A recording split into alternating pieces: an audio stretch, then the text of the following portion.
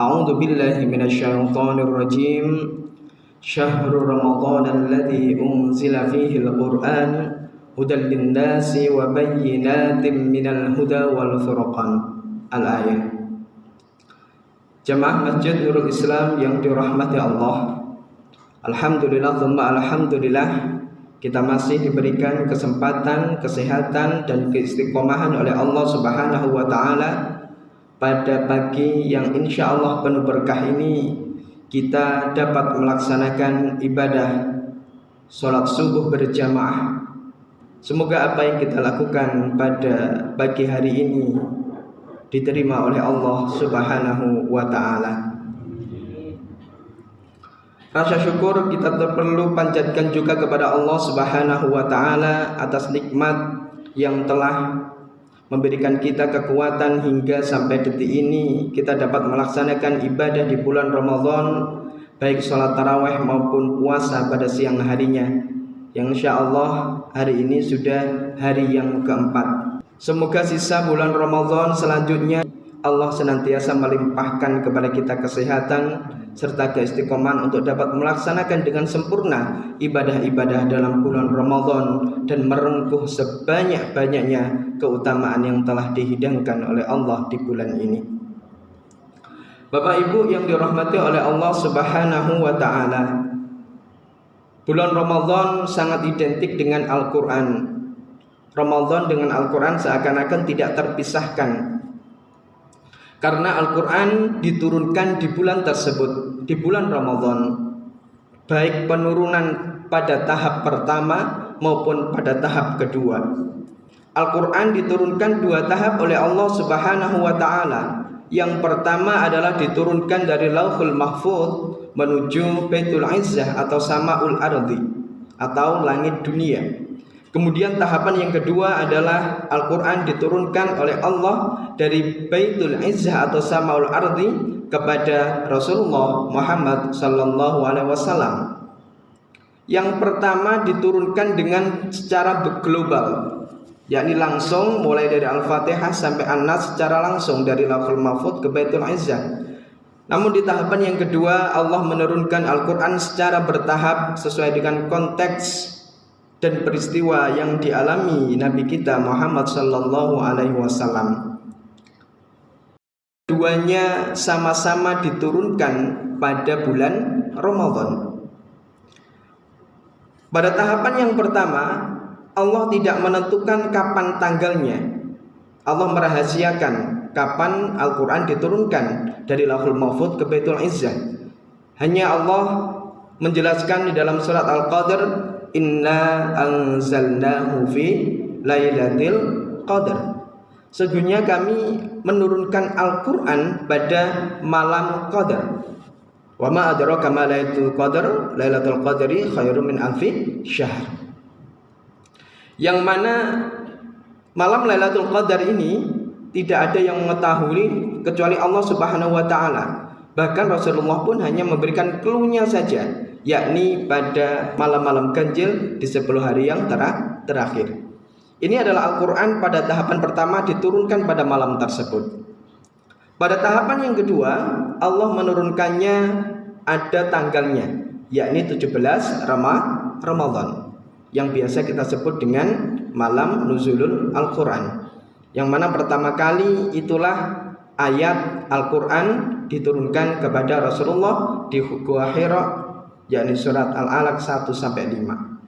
Bapak Ibu yang dirahmati oleh Allah Subhanahu wa taala, dengan keterikatan yang seperti ini antara bulan Ramadan dengan Al-Quran, maka bulan ini adalah momentum yang sangat tepat sekali bagi kita untuk meningkatkan interaksi kita dengan Al-Quran.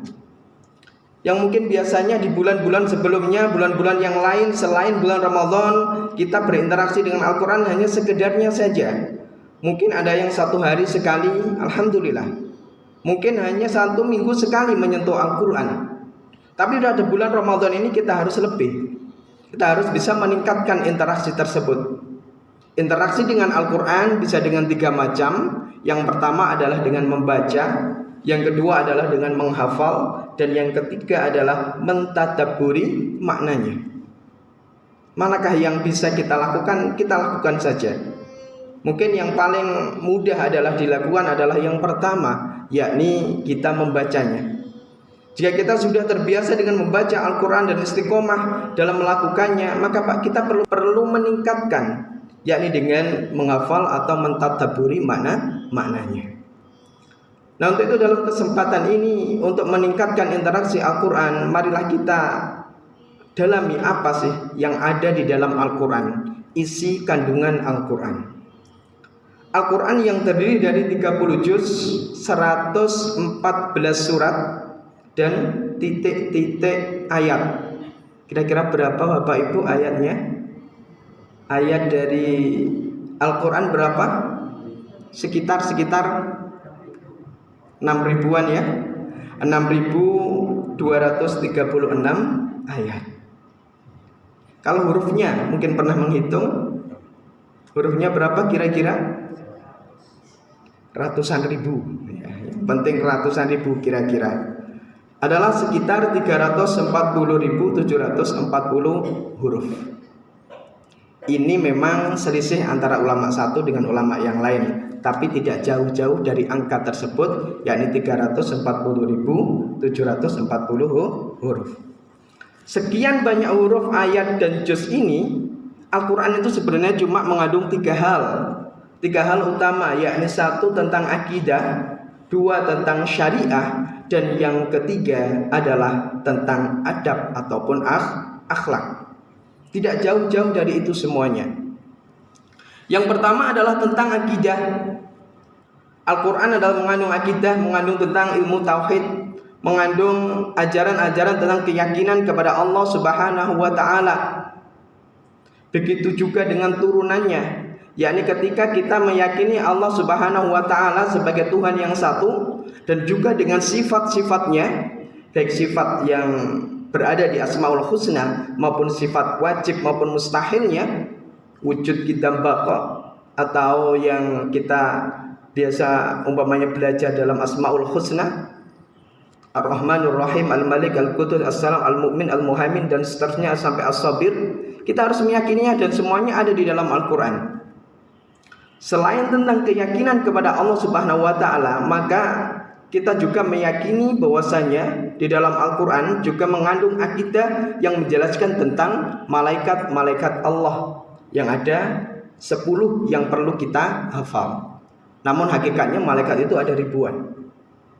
Begitu pula dengan yang lain, akidah-akidah yang lain, seperti kitab yang pernah diturunkan oleh Allah, kitab Zabur, Taurat, Injil, dan tentu saja Al-Quran.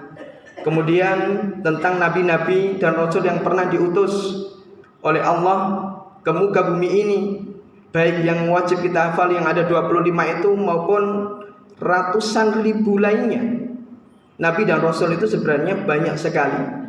Namun yang perlu kita wajib untuk hafalkan adalah yang 25 yang kita kenal itu, mulai dari Nabi Adam hingga Nabi Muhammad SAW.